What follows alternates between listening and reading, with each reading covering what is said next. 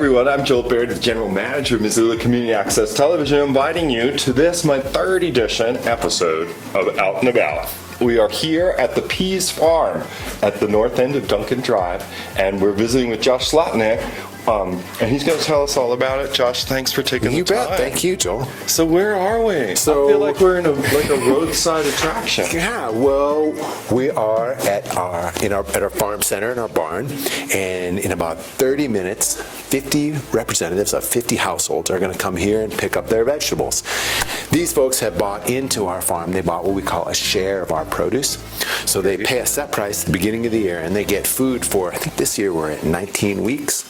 And we are barreling towards the end. October 5th is going to be our last one. Yeah. So today they're going to get kale and celery and cauliflower, hot peppers, broccoli, eggplant, apples, onions, garlic, zucchini, salad mix, spaghetti squash, potatoes. And you know, the selling of those shares makes it so we can give away 15 to 18,000 pounds of food. I mean, they're getting great food at a great price, and they're making sure that we grow food for the food bank, that we run a youth program for teenagers, that we run a youth program for elementary school kids, that we bring food to senior citizens, and that we take care of this landscape. Yeah. So it's more, you know, they're really getting, it's quite an investment. So if people wanted to learn more about getting a share, let's just say they were watching this and they were convinced, like, I need a share for the next season. Right? Yeah. How do they do it? So they go to GardenCityHarvest.org. Yeah. So the Pease Farm, where we're standing right now, is a partnership between the nonprofit Garden City Harvest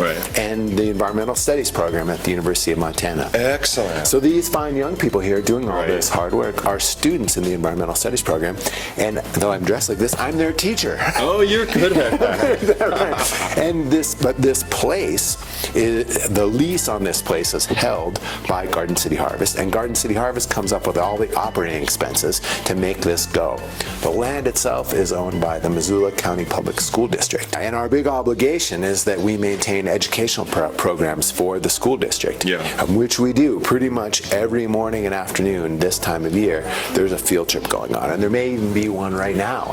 And that would be from some of the kids in the K through 12 of Missoula County Public Schools. Yep. And we're so close to town, folks. We're only like, I don't know, 10 minutes away from downtown. And this time of year, this is a great one to get out in the world. This time of year, if a person has an apple tree in their yard and they're not that interested in tending that tree, they can call us. 543-4992, and we will come and pick those apples. And it doesn't matter if they're wormy or beat up or anything like that. We press cider out of them, and then on the 14th of October, we have an apple cider pressing pumpkin carving day for kids and families. It's super fun. It's no charge. October 14th, the afternoon, apple cider pressing and pumpkin carving. And we have lots of pumpkins carved, and we'll boil this cider and then cool it down a little bit and drink it while it's warm and carve pumpkins. And it's a super fun kind of harvest. Like a great autumn way to spend a day. We're on a 10-acre piece of ground. This is 10 acres. Yeah, 9.75. So we grow 15 to 18,000 pounds of food a year for the food bank, and entertain thousands of children on field trips. Host 2 youth programs, one for teenagers and another youth program for elementary school kids. And then this university program is here, and we grow all this food. It's really super grateful we get to do this. It really does seem a wonderful program, and I think of how disconnected I feel often from my food source. Like, it comes from the factory, I eat it. I mean, this seems extremely connected. I mean, the food that was right on that table over there just came from here to there. It's in terms of food miles, it was about 100 yards. This is like a greenhouse, Look at this. Yes. This is amazing color. They're beautiful, aren't they? Really beautiful. And substantial as well. They're really stout. Some people only would know like one kind of squash, like the butternut or what's it called? Yeah, this is the most common one, the acorn. Acorn squash. And we don't grow very much of it really because compared to these others, it doesn't taste very good. These other ones are so delicious. And we grow a lot of this for the Missoula Food Bank because it's delicious, nutritious, and it stores without without refrigeration. Oh, that's really great. So we can bring it to them and put it in their warehouse, and they can give this out over the next 2 months. Yeah. And it's just fine. It doesn't take up valuable cooler space. Yeah, and yeah. delicious and nutritious. Oh. Whoa! Look at all these onions. And if in my perfect world of food, ice cream still exists and bananas exist, but we treat these things more like they're special instead of treating them like it's just another thing you do every day. So if you care about your food, it's going to make you care about the meal you're making, right? You make a meal that you are concerned about, that you put effort into, you're going to want to share that meal with your loved ones, right? And then you don't want them to eat this food that you carefully prepared while sitting in a car or in front of a television or a laptop. You actually want to sit across a table and chat with each other. Eating together, I believe, is very important. Yeah. So we work together and then we eat lunch together. Nice. And if you feed 25 people 4 times a week, you make a lot of food waste.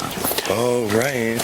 And these guys turn food waste into ham and bacon and sausage, which is kind of miraculous. You guys are part of the energy efficiency equation. Yeah, we get them locally, and they live out here. They never step foot on concrete. They have shade, water. They have a wallow back there that they wallow in when it's hot out. Because their hairs are pretty thin and they can get sunburned. So their natural defense is to roll in the mud, and then they basically wear mud, and then it's sunscreen for a pig. So these guys eat organic vegetables. Hey, they look a smiley pig. They eat organic vegetables and they eat organic grains. Yeah.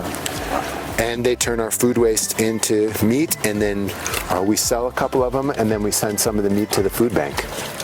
We like Peace Farm because we can get fresh veggies that are so much better than what we make in our garden at home. Right? You guys like the veggies? Yeah. We're checking out the chickens, and what else do we like about Peace Farm? Why, guys? The piggies? The pigs. The pigs are awesome as well. It's awesome to have this in our neighborhood. But yeah, we like the chickens, we like the peas, and we like the fresh veggies. It's pretty awesome. I do the Peace Farm because I'm interested in local agriculture, and there's a really good community that's built here with all the students and community members that come in to volunteer. And I work the CSA because it's nice to actually meet the people who eat the food we grow. This is a nice little... It's a sweet little spot, isn't it? And it's definitely a bit of a miracle that it's not full of cul-de-sacs and houses. Yeah. I want to put the credit on my colleague here at Garden City Harvest, Jason Mandala, who's been running this kids program for years.